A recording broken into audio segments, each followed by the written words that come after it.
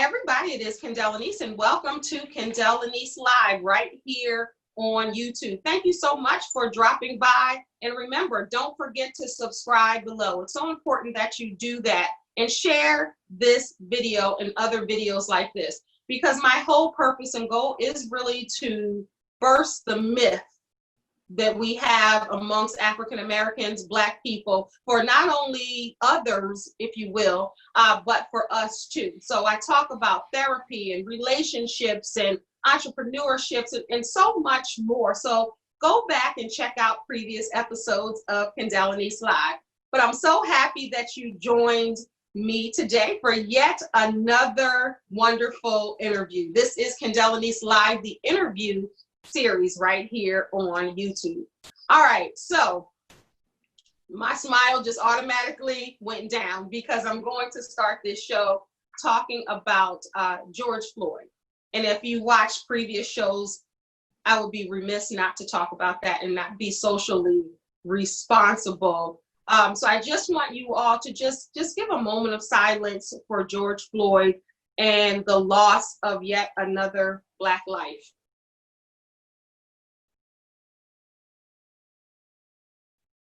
All right, thank you. So I'm happy for this show today because I don't know if you know, I know people know June is Black Music Month and all of that as I wear my Black Excellence t-shirt, but it also is, June is Men's Health Month. And I want to talk about mental health for a moment. Just like you go to the gym to exercise your body and you're trying to get fit and you're trying to watch what you put in your body because you want your body to look a certain way. But it's the same thing with your mind, with your mental. So it's so important to take care of your mental health. So as I talked about George Floyd just a few moments ago, and we know that we're in a pandemic and we're talking about COVID-19. I think a lot of protesters, that's how angry people were. That's how sad people were because they were forgetting about COVID-19, some of them without masks, because it was for a greater cause. So I have an amazing licensed mental health professional with me today, Mr. James Harris. And before you guys see him and I introduce him, I want to read his extensive bio. All right, so I'm holding the phone like this, y'all, so I'm apologizing in advance if I stumble a time or two. All right, so James Harris lives in Chesterfield, Virginia. He has a daughter named Peyton. He is a resident in counseling after completing graduate school and obtaining a master's degree in clinical mental health counseling. James is a military veteran who has served in 2 deployments, Iraq and Afghanistan. Since completing his degree, James has a solid plan to take the state test to get his license in Virginia to become a licensed professional counselor, an LPC, followed by starting his own practice as well as a program for veterans that has already been written. James has founded the Healing Hub, which is in Richmond, Virginia, and the movement called Men to Heal. You get it? Men to Heal. We'll talk about that later, which is focused on getting me back focused on their overall health, he says, overall mental health and physical as well. James currently does community-based services as well as sees clients in private practice settings. James is currently an employee for the government in the area that is classified, currently holds a clearance above top secret. Alongside from working with the government, James is a local investor in the city and surrounding in his area of Richmond, Virginia. He personally owns multiple properties that are being rented. 3 of his most noticeable investments in the city are Roney, and correct me if I'm wrong, but Roney and Son Towing, Braves Express, and Brewers Cafe, which is located in the Manchester district of the south side of Richmond. He is the owner of Royalty Carpet Care, LLC, Royalty Elite Trans, which is a party bus. Oh, we might have to talk about that. Battle Ball Extreme, it's an inflatable bubble suites. And he has a consulting company and is the co-owner of Brewers Waffle and the Well Art Gallery. James often conducts monthly meetings on the financial literacy to help people who need help. He plans to continue a strong path in entrepreneurship. James volunteers often in church, community, hospitals, veteran homes, and schools. With all his community activism in the city with Men to Heal movement, James conducts quarterly sessions on various topics for men with assisting in ending the stigma. These sessions are roughly 2 hours long and has approximately 65 attendees since its start, and the awareness is growing. James also conducts sessions via Skype for other states and countries, including Spain, Germany, Amsterdam, and Afghanistan. There are over 200 supporters who have purchased shirts in their efforts, which I'm sure the number is higher now, to bring awareness and attention to this movement. Celebrities and athletes are in agreement of this movement and have expressed their interest with also purchasing shirts and displaying their support on social media. James has a strong sense of leadership and effective ways and plans to make the community a better place. With deep roots in the community and in business, he is essential to ensuring needs are met for this organization. James has met with mayors, governors, civil rights leaders such as Jesse Jackson, Al Sharpton, and others, to name a few. All right, so if he didn't sound important right there, you're gonna see how important he is. I said, woo, all right, got through that. Without water, look at that. You have accomplished many things and you are continuing. And this, what we don't have on there is he has also written a book, so he is an author. So we'll talk about that and a whole lot more. James, welcome to Kendell Lenice Live. What's going on, Ms. Nice? I definitely appreciate you having me on again. And sadly, under the circumstances in which we are, fortunate to meet again. But nevertheless, we're here. We're going to get to it, and hopefully you guys can gain some insight in which we'll share on the different topics of not only mental health, but overall wellness for men. It's Men's Health Month, as well as Father's Day is approaching. Yes. And of course, and my birthday. Yeah, and your birthday. And also we'll be touching on, I guess, the injustices that's been occurring within the community for a long period of time. Absolutely. So I had the pleasure of interviewing James on my podcast, Shine with Kendell Lenice, and some of you who support me, you might have heard him there. But today is going to be a little different, but also maybe some of the same. And when I say some of the same, I'm talking about the stigma about mental health and the stigma of Black men not going to seek help, or the stigma of you don't need therapy, you can go to church and pray. Just so all of those things on this show, I like to eradicate some of them. If you know me, you know that everything across the board, including this show, is about education, elevation, and entertainment. So we can laugh and we can have fun, but at the end, I want you to be elevated in some sort of way, and of course, educated on many of the topics and being introduced to people that you may never be introduced to. And he is a licensed therapist. So I just want to be clear, because I know in the bio, which was an older bio, he was working towards that. But he is a licensed mental health professional. All right, so James, I want to start, there's so many places I want to start actually, but I want to start with George Floyd and, well, let me say, I want to start with COVID-19, and then I want to transition into the latest murder by the hands of the police officers. A lot of people across this globe are feeling the effects.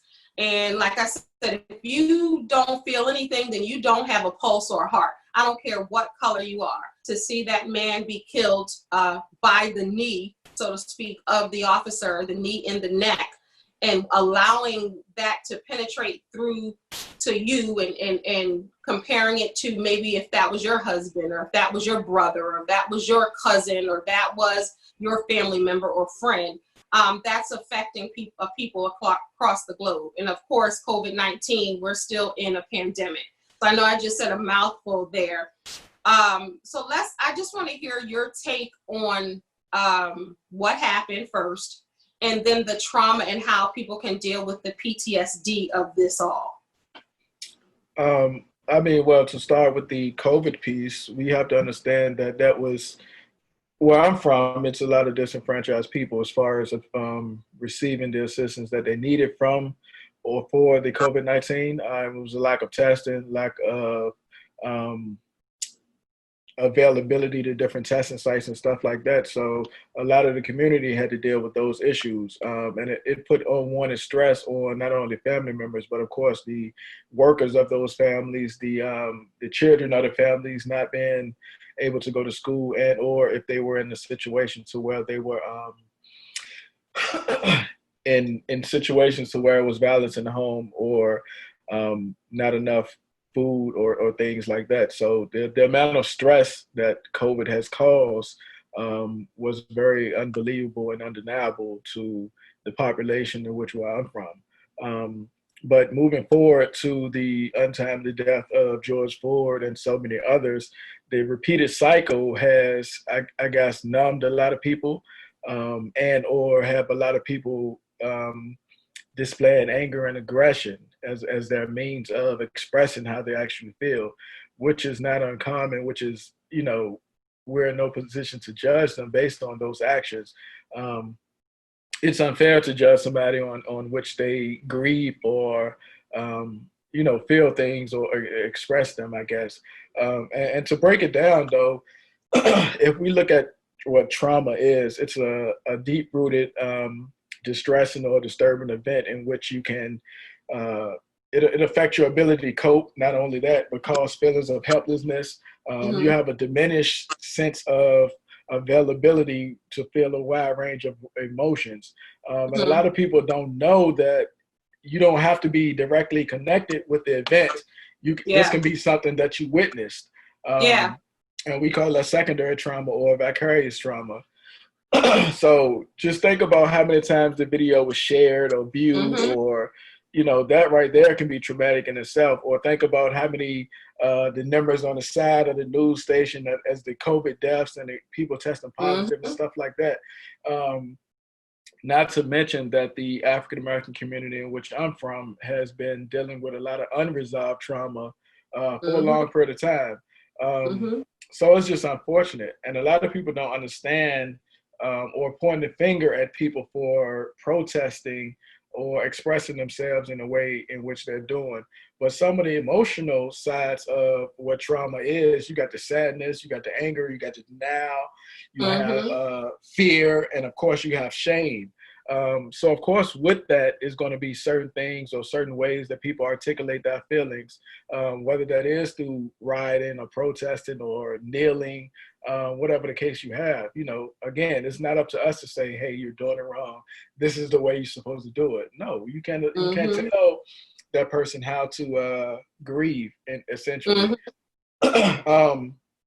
But not dealing with trauma, it can lead to different things like nightmares, insomnia, difficulty in relationships, and emotional outbursts. So a lot of people forget or don't acknowledge that trauma, and it tends to manifest itself in different ways. Like you start having confrontation. This is even with secondary. Like secondary trauma. So I just wanted to just pause that for a moment, because so people think, well, I didn't experience any trauma, because they think about real intense things. They might think about rape, or they might think about watching a murder, or they tend to think about those type of things. So, but I was going to get to that.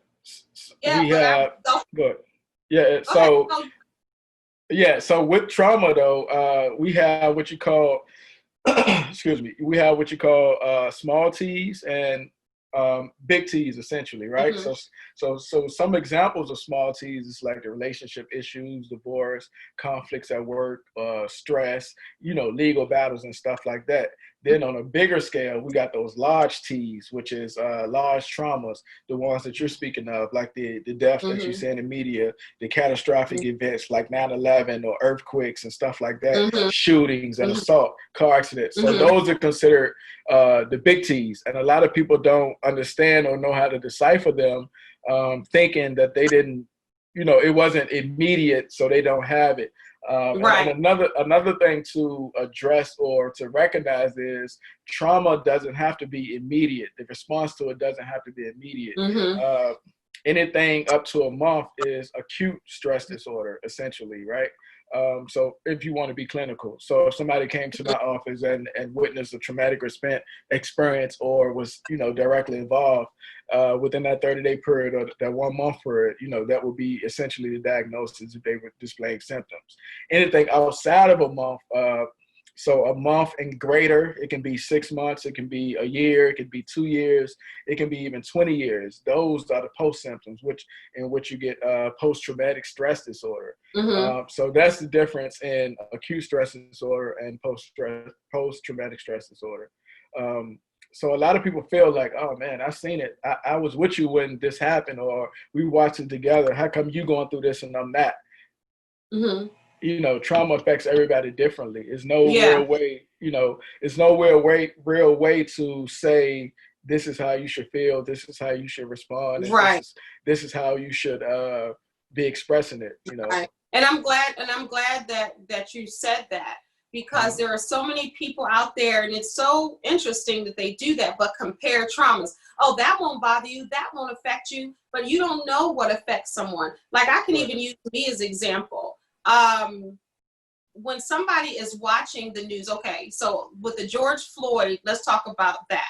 So with the George Floyd's murder, okay, because that, we're gonna call it what it is. And that tape, that 9-minute tape that they have with that officer's knee on his neck. So many people have watched, like you said, watched that video and heard the people around saying, get off, he can't breathe. He said himself, please, I can't breathe. You had people saying he can't breathe. Everybody was out there. So just imagine those people already. So like you said, that's almost like a big T. So imagine those people out there, but the people who keep streaming it, not once, not twice, but some people are watching that video over and over and over because they're in disbelief. Me, I can't watch it. I've watched a little bit of it and I've seen stills, and that was enough for me, because I am the type of person, I keep images in my head. And that will stop me from sleeping, because I am an empath. You know what I mean? I'm empathetic to a lot of things and what's happening and injustices. Even since a kid, I've never liked injustices and unfairness, and who wants to watch somebody be killed? Of course, there is a group of people probably that, those type of, the things that they like to see. But when somebody is watching or on social media over and over and over again, you're watching that. You're not just watching that. It's seeping into your mind. It's seeping into your spirit, and you may act accordingly. So and I want to talk about that, but I just want to say, I remember, and I knew for me, I can't do it. I can't watch the news a lot. I can't see the little insert of the person who did this, but because that really seeps into me. When we had, and I say we because it was everybody, even if we weren't in New Orleans, when Hurricane Katrina was happening. And I remember, for some reason, I was in Maryland, but I just remember watching the news over and over and over again. And I was crying and I was sad. And I was like, they said that, we think they're refugees and nobody cares. And I was like, I care. I want to go to New Orleans and I want to help, because you're not thinking about the health aspect. And they were talking about toxins in the water. I just wanted to do something. I wanted them to feel loved and heard. And I just remember watching that, and it was really bugging me out. You know what I mean? I was really taking it on. And from then I was like, I can't do that, because for my spirit, that was something to see those stills and images. So what do you tell those people who might say, well, it's just a picture, you're not seeing it in, firsthand? What would you tell those people about that secondary trauma? Yeah, so, well, to be honest with you, you got to educate people on some of the different symptomology of what displays in trauma. For some people, it'll be immediate, like they'll have the nightmares, they'll have the nausea, the dizziness, the headaches, the sleeping problems interrupted with that sleep pattern. And again, like I said, some of those psychological or physiological disorders such as PTSD or depression, anxiety, and unfortunately, some move to substance use to try to numb themselves or get away from their pain. So it's various ways to deal with somebody who's experienced those things. But realistically, to be honest with you, it's no cure for trauma or a short service answer to that. But one can just continue to be trauma informed and do different things such as psychotherapies, which is pretty good. Myself, I do cognitive behavior therapy within my sessions, which is pretty much focusing on the root of the issue. I give different exercises that one can do to, identify that triggers and limit their exposure to certain things. And of course, be careful what you ingest, such as what you're watching on TV, what you're listening to, because all information is not good information, and you don't want to, you don't want to continue to have those recurring thoughts and stuff like that. Right. But also that's within why I tell you all the time to be particular what you with what you ingest, because you might not think it has an effect on you now, but it can have a later effect on you. Yeah, definitely. And again, don't forget you have the sadness, the anger, and the denial, which is ultimately you feeling that you could have done more or you should have done more. But who knows? It wasn't your place, and it probably was beneficial that you didn't. But now that time has passed, so we got to focus on moving forward and what can we do, to not have you or this person to encounter such actions or beat themselves up to where it's going to cause other impairments within their life, whether that's at work or in the home or stuff like that. Yeah, that's good. All right, so Men's Health Month. I'm glad that y'all got a whole month, and within the month of Father's Day, which June is the best month. I already told you why I believe that. But so when we talk about men's health, and it's so important that you're here during this time, what are some of the myths when we talk about mental health and men? And I want people, I don't know if they can see your shirt, but can you tell them what your shirt says, and then we'll go back? Or the head, so pretty much it's mental health, but it's men to heal, which is the movement. So I created the movement to focus on overall wellness, not just the mental health or the physical health, but just overall wellness within men. And specifically, since it's Men's Health Month, I guess we could talk about the lack of men going to the doctors, getting physicals, early detection and stuff like that. And of course, the number one leading cause of men death, whether Black, white, Asian, or whatever, is heart disease. So whether that's, hypertension, cardiovascular issues, just different stuff like that. So it's important for me to not only be an advocate, but to highlight those different things. But the movement was birthed a little over 2 years ago now, and it's very successful. It's I've been fortunate enough to do things internationally, and you read it. Yeah, you read in the bio that was 200 shirts sold, but now we're well over 1,000. Wow. Yeah. So I've been fortunate that people are gravitating to it. Not only the men, but of course the wives, because they got that stubborn husband or they got a father that's not taking care of themselves as such. And then I still have my shirt. I gotta get my shirt. No, you can. We can connect after this, but overall, man, it's just a platform for men to better express themselves and to understand why it's important to go get a physical yearly, if not more than once a year. It's important for them to ensure that they got that prostate exam scheduled. It's important for them to understand that. Not just wait a minute. Let me pause. Not just scheduled, and you go.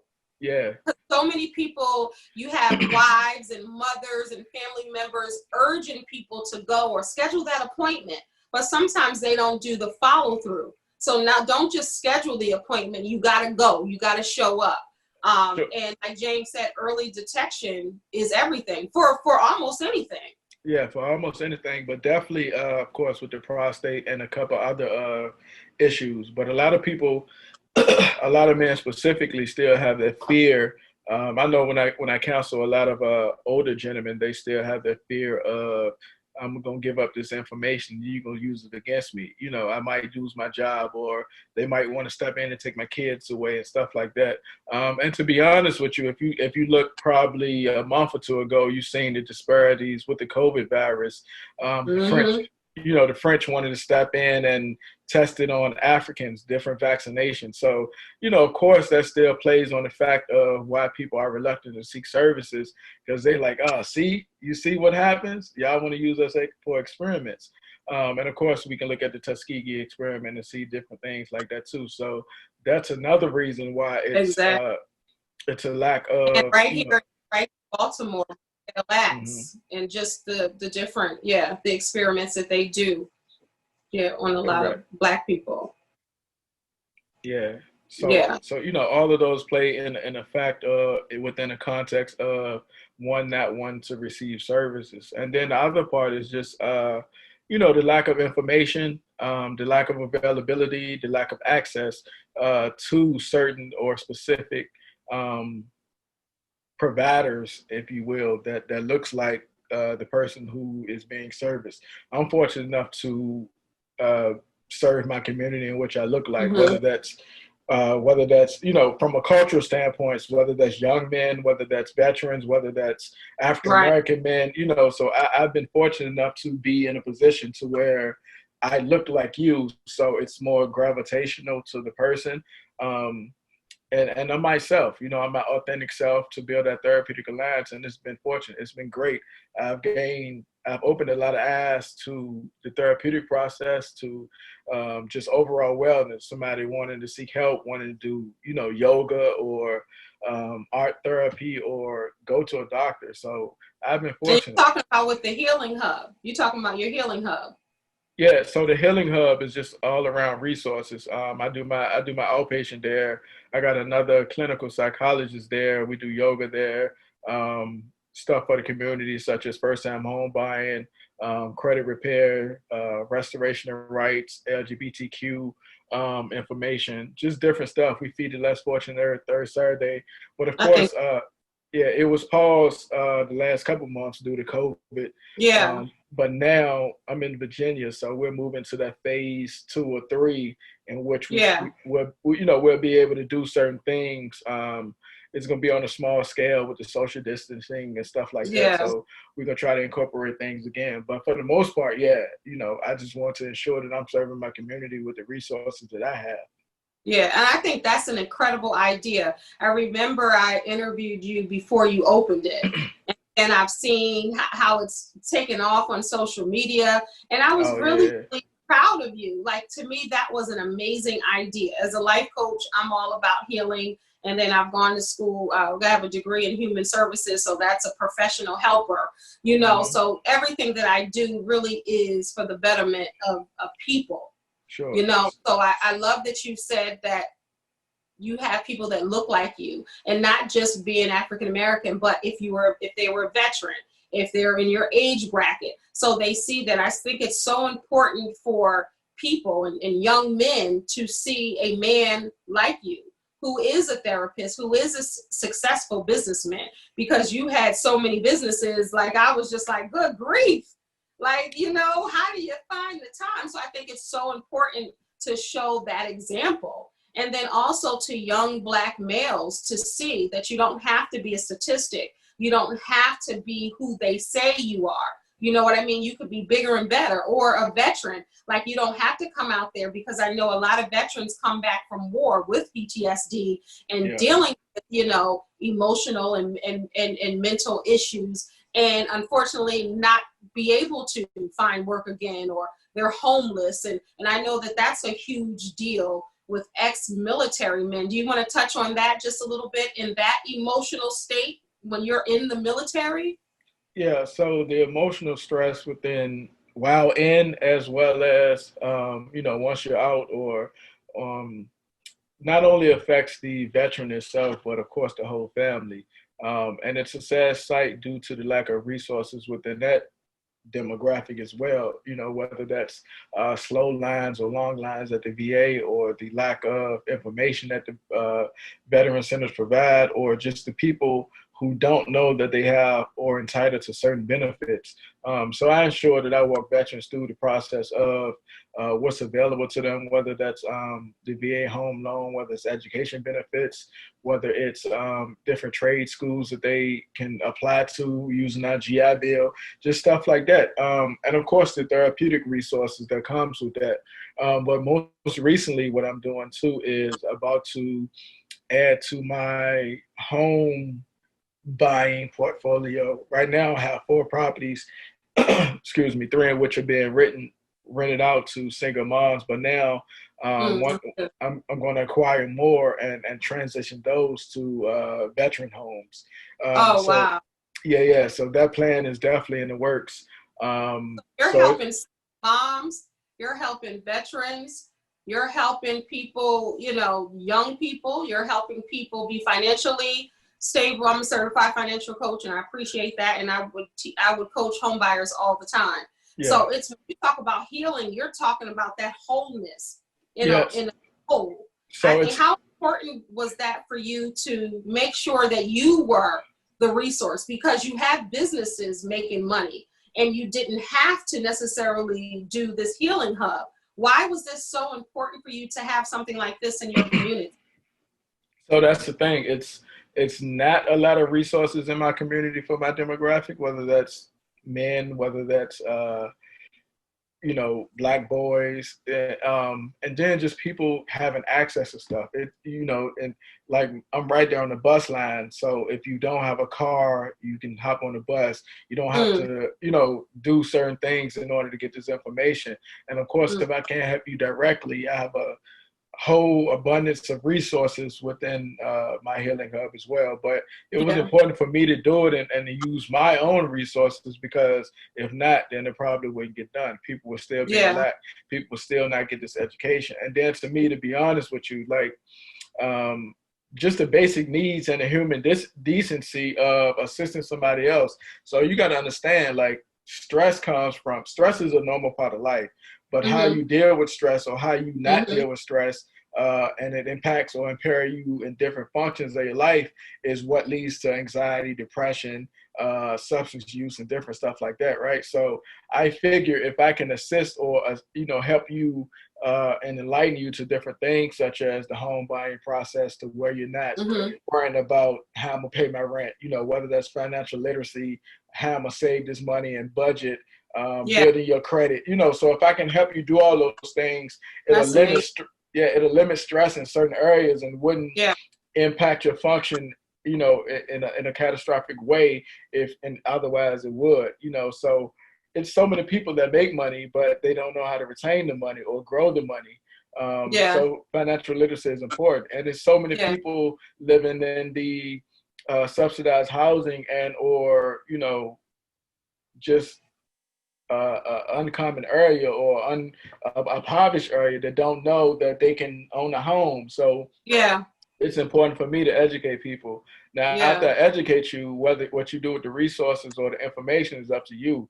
My thing is, I just didn't want nobody to lack the information. So that's why I can bring it to you. You can sit through the courses, the classes, you can do everything. But if you still leave here and choose not to improve your credit, or choose not to inquire on the home buying process, and or educate yourself in different areas, then I've still done my part, by providing the resources and the information. So that's where that came from.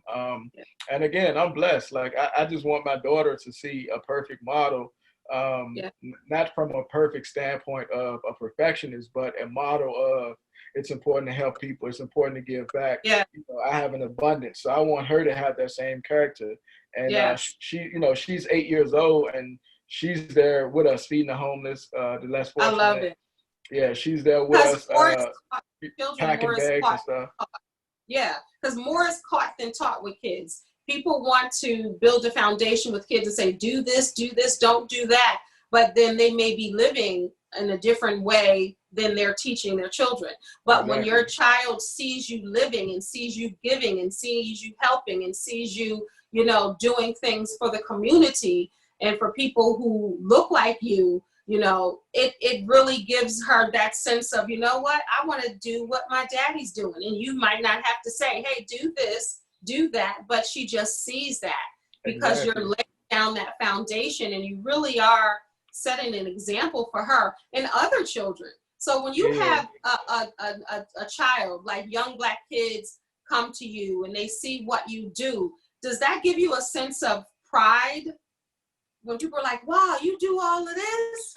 Yeah, definitely. Especially when I talk at different schools and or group home facilities or foster care system and stuff like that. So I'm definitely an advocate for, you may forget my words, but you'll definitely remember my actions. So I let my actions speak, I let my work speak. But I don't know if you remember from our first interview, I alluded to that I was awarded of the state. So I've been on my own since 16. I Wow. emancipated myself at 16 years old. So everything I have now or everything I've obtained over the years came from sheer hustle and tenacity and just a level of resilience. And that's part of my story, So part of you my burst journey. the stereotype, you burst statistics right there. Yeah. Because you're awarded the state and, you'll never be this or you'll never be that. So you just are, bursting the stereotypes in all kind of ways. You really are. And Definitely. You are an example of that. And I noticed a lot of foster children or wards of the state or, what do I want to say? Well, never mind. I won't say that. I was trying to think of something. But when you are that type of child and you experience that type of trauma, I see a lot of children that were in your shoes. They want better for the next generation. They want better for their children. They want to set a different example and lay a different path. It seems like that's exactly what you're doing. Yeah. Or I mean, is what I was trying to think of before. yeah. I'm sorry. No, it's all good. Yeah, it's two sides to it. I've been fortunate enough to make the right decisions, but my brother on the other hand was in a similar walk and he chose the other side. So it's definitely two sides to it, but all I can do is be a model and ensure that people have some positive to view and somebody to look up to and want to do things differently. So it can go that way. Yeah. Yeah. So I was reading, from Men's Health, that's a magazine, Men's Health, and it says the purpose and the goal of Men's Health Month is to heighten the awareness of preventable health problems and encourage early detection, like you said, and treatment of disease among men and boys. This month gives healthcare providers, public policy makers, and the media and individuals an opportunity to encourage men and boys to seek regular medical advice and early treatment for disease and injury.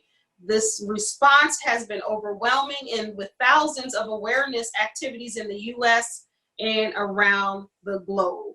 So it's all about Men's Health Month. This is June. And if you're just tuning in, this is James Harris. We're talking about mental health, physical health.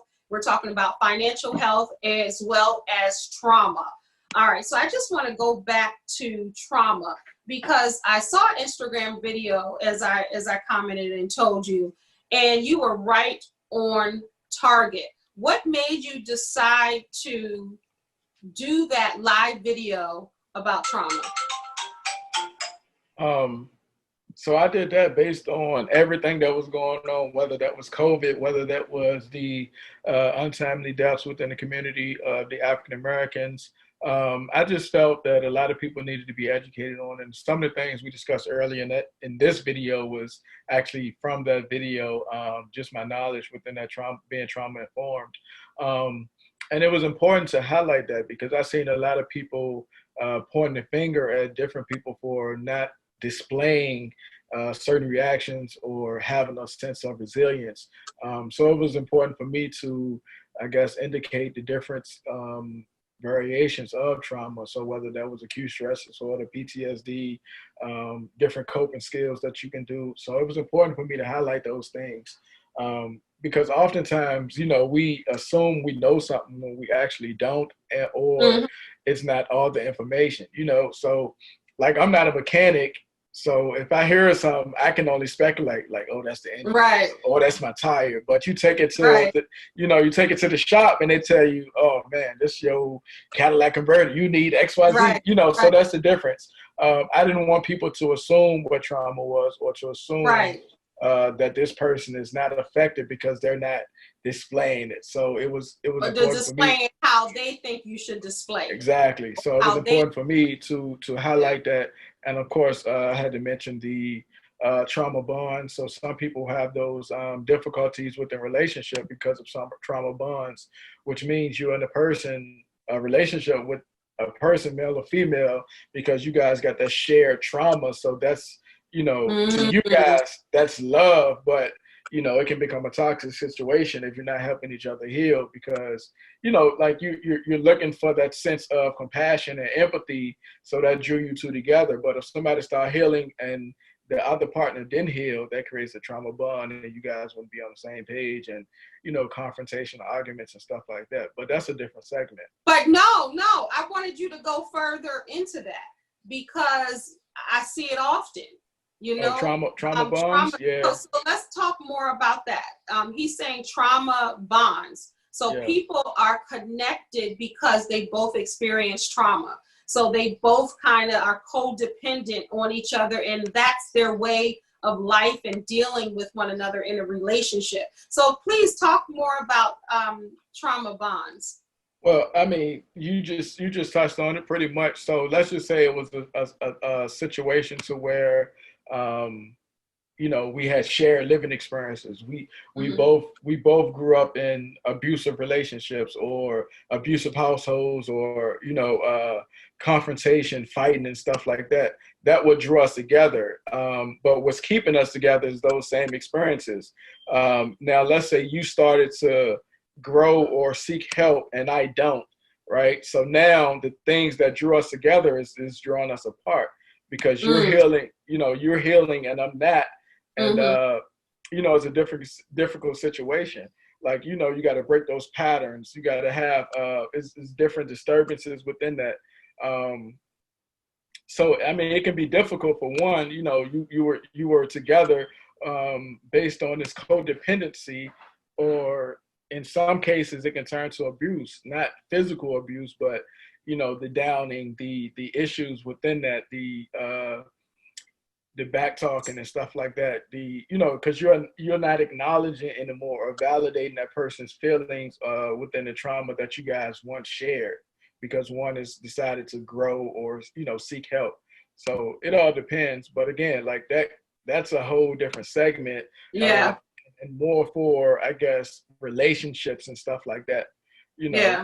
Because you can get some excitement from it, you can get some gratification from it, but you also can feel that hurt if this person that you've grown with and loved started to heal without you, or is healing faster than you.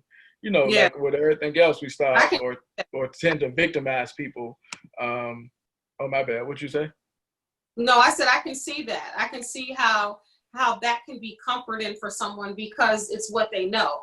I've often heard in coaching clients, I've often heard, well, I thought somebody yelling at me meant they loved me, or someone kind of controlling where I went meant they loved me, or to put your hand in their face, like I do that too. There's nothing wrong with that. That's what and people coexist in relationships. Exactly. Like, and so prove that they're unhealthy. Yep. Outside looking in, it looks like a toxic situation or abusive situation. But to this bond, this person is saying, no, this is the way that they love me. This is what they're displaying as love. So, and if they're not getting that, then they don't feel like that person, that man or woman, loves them. Exactly. Yeah. Wow. So those are some things in trauma bond. Okay. So we got to talk, before we leave, we got to talk about this new book. True. Let's talk about it. Congratulations on your new book. Yeah. I appreciate that. So the book is called Man, Just Express Yourself. And it's a... Wait, let me see how I can say. Man, just express yourself. Man, express yourself. Man, express yourself. Okay. Yeah, Always But express yourself. Yeah. So it's man, just express yourself. It's on my website, mantoheal.com, and it's also on Amazon, Barnes and Hold it up. Nobles. Hold it up again as you talk about it. Hold it up. Okay, go ahead. Barnes and Nobles, Walmart, all those places like that. Right now on my Wait, web, hold up. You got Walmart? yeah, Barnes and Noble, That's Walmart, huge. That's Amazon, huge. pretty much all the big retailers. And right now it's on my website for 15% off due to Father's Day. So if you go over there, just put in the code Heal Thyself, and that's what it is. But pretty much in this book, man, I want men You to be just able. gave me an idea. Let me just pause. All right, y'all. We're going to support this brother. He is helping the community. He is doing positive things. He is a Black man who is a therapist trying to change the game when it comes to therapy with men and veterans. He is about you. He's about helping you. So if you don't know what to get that father in your life for Father's Day, this can be one of the gifts. What a gift this is to give the gift of mental health, especially Men's Health Month. This is June, and we are almost to Father's Day. So please support him and buy his book. I know I'm going to get my copy. I'm going to get my 15% off, and I'm going to get my copy. But go ahead. So not only that though, you got to think. So it's a dialogue opener for couples, because right now it's a woman in a relationship that's like, oh man, if I knew what he was thinking, or what does it mean when he shut down, or why is he not talking to me? This right here can open up different dialogue. He can do the exercises in his book and give it back to you later. You flip through it and say, oh, this is what it means when he shut down, or this is what it means. Like, he wasn't angry at me, he was angry at something that happened later or earlier. Yeah. And of course, if you got a young teenage son, this is beneficial to him too. He can do this book now, and then 5 years when he go to college, he can flip back through it and see how much he's grown, see how much, or see if things still triggered him that once triggered him. But some of the things I talk about in here, some of the things I talk about in the book is, of course, displacement, which I spoke about earlier. So let's say something happened at work, right? Between your husband and the boss. He can't snap at the boss. So when he come home, you know, the innocent wife is there cooking, the kids are playing, that anger goes directly towards them. That's a sense of replacement. So of course, there's some exercises in the book surrounded about that. We talk about emotions, coping skills, feelings, family, manhood, resilience, intentions, leadership, peer pressure. There's just so many different topics: love, forgiveness, resentment. A lot of people are dealing with resentment that they don't even know that they have. Of course, society perception of you, happiness, attachment, identifying triggers. So it's so many different things within this book that would not only assist in building dialogue between couples, but will assist a man on his journey of discovering and finding himself, which is pretty, like, the reviews I've been getting is awesome. I'm just fortunate to be able to put out a piece of literature that not only people are gravitating to, but are actually learning. I'm talking about just so many testimonials. Like, let's hear one. Let's hear some of the feedback. Okay, what are people saying? Because we're trying to sell this thing for healing. No, I got you. So, but even better, if you go to my Instagram, which is men_TO_HEAL, I put up maybe 10 testimonials. But one of the most important testimonials was a wife said, you know, we've been married 25 years, and this is the most me and my husband ever talked about a specific topic. You know, because some of the exercises in this book will allow you to open that dialogue. And again, like, so is it a journal? Is it, you can write in there as well? Exactly, it's interactive. It's interactive. So that's how I do my books. I love that. Yeah, so I'm doing it's different blurbs in there, probably like a half a page of me explaining to you what this is, and then it's different questions to where you can write out your answers and draw it out. Yeah, so of course, if you more of an artistic expressor, you can draw it, or a younger person, you can draw it out. But it's lines in there too if you just want to write your answers out. So I've just been fortunate that people are gravitating to it. Just so many positive things are going on. But definitely go to my Instagram and check out the testimonials. Like that some of them are funny and some of them are just emotional, to where the impact of people that have been married 20 plus years are sharing that story just surrounded within this literature. So it's a good thing. I'm just happy that I was able to put out a project that would gain that response, and it's only getting better. So. And you know what? Yeah, I'm definitely going to get mine. That's going to be a Father's Day gift that I will be giving to my husband, because I think it's so important, first of all, to read and to read Yeah. literature that's going to help you and empower you and transform you. Because as a life coach, I'm always talking about transformation opposed to change. Because I believe when you transform, you're transforming your mind, your heart, the way that you think. And I don't know if you know this, you might know, but one of my phrases that I coined is, it's never too late to remix your life. And like you said, this couple that have been married 25 years, they're kind of remixing that relationship. You have people probably with parents and siblings and really changing that. So those are the type of books that I write. Those are the type of books that I read and I believe in, because if it's helping somebody, what better to me that you're given the gift of knowledge and the gift of really trying to be a better person. Is that exactly what compelled you? What compelled you exactly to write this book? To be honest, I didn't see anything out there like this, and what I wanted to do was have people think and have people to open up and engage in different things. So just over the course of a couple of months, I was jotting different things down that impact men or the stigmas that impact men of, not being able to express their feelings, or just the different views of society equating vulnerability to weakness. So I just made a list and started chipping away at that list. And that's the product. It came out like that. So I love the cover. I love the cover of that. Hold that up again so they can see that. Yeah, so as far as the cover, it's just pretty much my logo and the title. Like, I didn't want to overdo it. I didn't want to do nothing extra, with but graphics. I like that. I like that. And just I like in the your white face. and black and the red. I like that, because that's going to stand out. And so many people don't realize that, because, I'm into publishing and all that. But so many people don't realize that cover right there is going to sell your book, and just how it's laid out. You put something on your Instagram, and I wanted to read this, and I saw this the other day. You said, "Oh, well, it's not enough for me as a Black man to be well-spoken, well-parent, well-dressed, well-mannered, well-businessman, well-financially, well-rounded. None of this matters, because the system will say, oh, well, y'all don't know how hard it is being a Black man and have done the right thing or done nothing at all. It's still viewed as a threat or less than. I'll keep making people uncomfortable and hope they will change. If not, oh well, I've done my part." And you said, create a good weekend.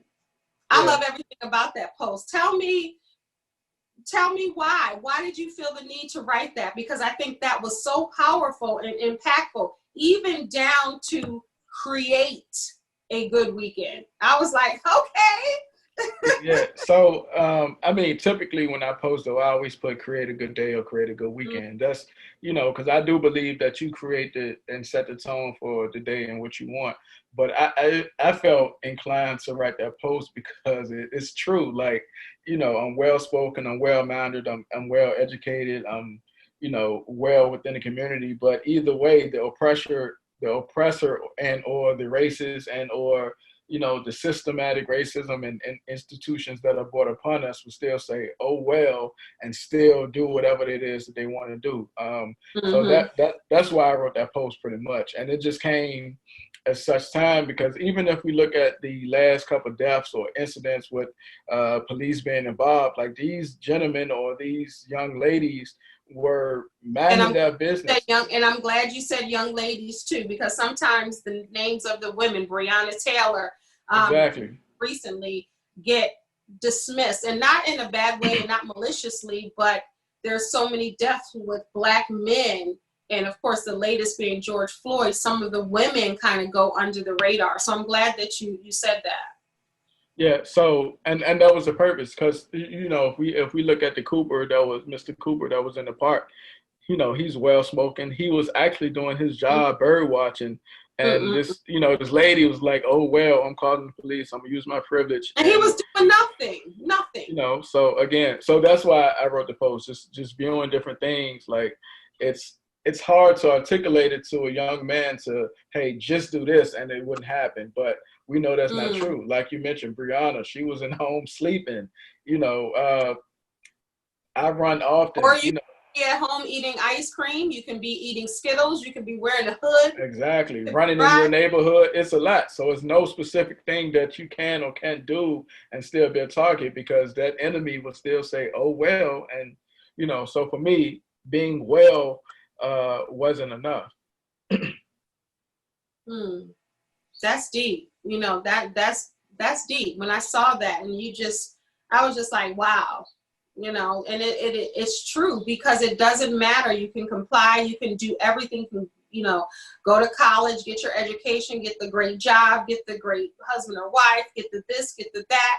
But still, at the end of the day, it really is, oh, well, none of that matters. You're Yeah, still who I want you to be, or who I exactly. say you are. Yeah, that was powerful. Yeah, thank Um, you. yeah, it really was. I said, go ahead. You know, I check you out now. Yeah, no, I appreciate it. Definitely appreciate that support. Um, I Absolutely. definitely appreciate that support. So, you know, I just want to continue to grow within my craft, within my community, continue to share light and, you know, educate people and provide them resources that are available. So, you know, Yeah. that's my plan, is to continue to grow. Um, I you know, think you're I've just been fortunate. Yeah, I think you're doing an outstanding job. And Appreciate it. don't get mad at me if I say this, because I'm about to put you on blast. And Okay. your relationship and your relationship story, and you putting that out there, and you showing that beautiful Black queen, you know, Yeah. she's gorgeous, and Thank just you. you, and you're welcome. And I'm bringing this up not to just put you on blast, but to showcase what a healthy relationship looks like. I And, think it's so important to show that version of Black love. Like, it doesn't have to be what people think it should be. And you're really showing a great example of that. and to be honest with you, that's why I do it. And you'll be surprised of how many married men and or women reply to my inbox like, "Oh man, I definitely appreciate reading your post. I'm gonna take my lady out this weekend, man, or we gonna do X, Y, Z, or you know." So it is gratifying to be able to provide on different levels within different people in the stages of their own lives to view me as such. So, you know, I'm just in a fortunate position, and you know, I don't take it lightly. So I ensure that I model a certain behavior, so people can continue to look for things such as that. So I've just been fortunate. I'm just happy. Yeah, and you can tell that you're happy. And I saw this. You would be like, you were all over my stuff, but I saw it as the time was happening. But right before the quarantine, you guys were where? Where did we go this year? We went to, Check you out. Where did we go this year? yeah, because you know, both our birthdays are in March, a week apart, so we go somewhere every year. You were So out in the country, yeah, and we I went to know. hold on, I'm gonna have to pull it up now. But you know what? I was so concerned for y'all, because I remember it was the quarantine, but you guys were already away. And then you posted a post, and I said, they're still Yeah, yeah. So we went to Nicaragua, there. Okay, Grenada, yeah. yeah. And it was a joyful time, man. So so quarantine started to happen, or the pandemic started to happen while we were there. So it was unfortunate because we had to come back 2 days early. And, you know, the sad thing, I'm glad I'm financially stable, because the sad thing is to leave 2 days early cost more than my entire trip to get over there for both of What? us. Yeah, so and Because of the quick turnaround, or the quick because of turnaround. the So we was in Nicaragua in Grenada, but we flew to um, what's that? El Salvador. So Mhm. El Salvador had shut down pretty much. You know, they wasn't letting people in and out. So we had to fly directly from Nicaragua to the only flight that was available was Florida. So from there, from Nicaragua to Florida to DC, that cost more than our entire 8-day trip. You know, Wow. including what we spend on food and entertainment and Wow. outings. Yeah, it just was terrible. So, of course, I applied and hit the airlines up because we had to cancel, you know, the other tickets that we had to come back. So it's still a whole thing. I'm waiting. So even if I get those tickets back, it'll It's be, still yeah, it's it'll still still not be, gonna cover. it'll still be, yeah. So, Damn. you know, So yeah. y'all were So there 6 days, or did you do 8 before you had to? we did 6 days before we had Mm-hmm. to leave because we would have been stuck. And if we wouldn't have left when we left, we would have still been stuck until later this month, June, which was Wow. yeah, I'm glad y'all got back because I got a little, I was like, there's still, because I saw you posting when you guys were there and you are yeah, chronologically, talking about your, and it's not a brag fest or anything. It's just like a celebration of your woman and, yeah. the things you're doing and some of the different things that you do together and that you do for her and vice versa. I think it's very sweet to see Black love in that way. But when I Mm-hmm. looked and you posted a picture, I was like, he's still there. I was like, Yeah, I hope he's we were able to still get there. back. And that's it. Like, because it was up to me. Like, to be honest with you, if I'd have went solo or with somebody else, I would have been stuck. Because my lady actually did the research. Like, yo, because I think she got an alert when we was out eating dinner. Because I wanted to do this. Like I said, it's our birthdays a week apart, but her birthday fell when we was there, and I was gonna do this horse and carriage ride, but we was eating, Mm-hmm. and she got an alert that said, um, the travel restrictions on certain countries and stuff, and El Salvador, in which we flew into, was one of Wow. the countries. So she's Wow. like, "Nah, we gotta find a flight," Right. So yeah. But if Because I was about I see that you are romantical on there. I said, let me find out. James Harris is a romance. Yeah, man, I gotta make sure. I definitely gotta make sure that my relationship is well, and she's such a strong support system and hold me down. So Yeah. I'm fortunate to have a solid partner. Yeah. So I want to ask you that as we wind down. So Okay. how important is it with you? Because I want you to inspire. It's all about really inspiring other people as well as Hmm. what you're saying, but through your life. How important was it for you to have a healthy relationship? And in the past, have you had an unhealthy relationship? And if that had anything to do with you and your lady. I mean, it probably is inedible not to have a positive relationship at some point, but to say I had unhealthy relationships is probably I don't think I ever had an unhealthy relationship to where it was abuse or neglect or drama. Mhm. It was the basics. We're young, we're growing together, so it's disagreements on some fronts or different paces within life. But my Totally. relation, go ahead. No, I said I totally get that. Yeah. So I've never been in a situation to where it was out, just a situation to one needed to escape or like end it on bad terms. So I've been fortunate, but my current relationship is just good. I think the mindsets of both of us are in similar places. The stages of our lives are in similar places, and of course, we got daughters that are watching, so we want to ensure that we model certain behavior. So one, they know how it is to display certain behavior coming from my lady, and of course, how to receive a certain type of behavior coming from me. Whether that's every time, like we've been together over 2 years, and she's never touched the door, because I'm sure I've that's what I been there. do. Come on now. Come Yeah, on. it's shared responsibilities. I don't want my daughter to say or to date somebody to say, "Oh no, I don't wash dishes, I don't do chores." No, so it's important for me to display the characteristics of what I think a man is, and not only that, but just be a perfect gentleman in the sense of building a foundation into which they will want to gravitate to, Yeah.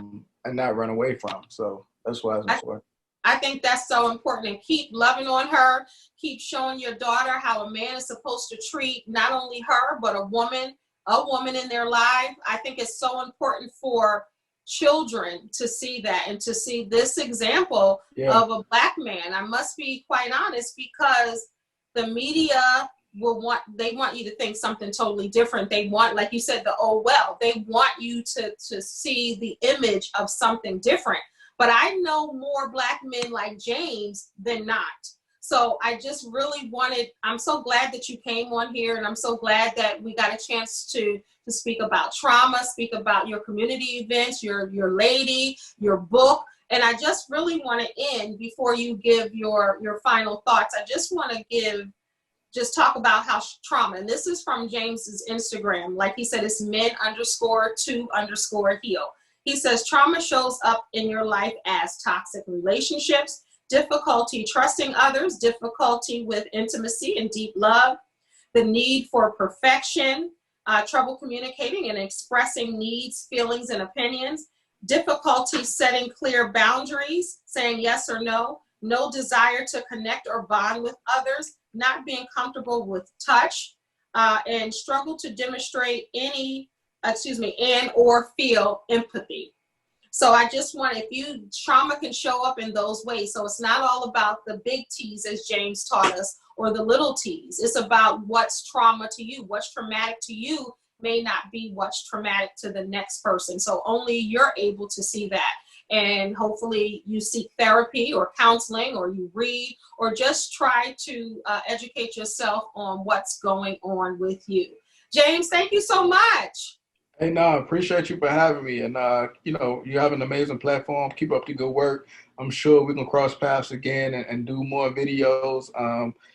Just hopefully it's not under the circumstances of trauma, so hopefully the community continue to pull together, continue to develop in such a way to where we can have different conversations on, happiness and positive relationships and stuff like that. But nonetheless, we made it happen.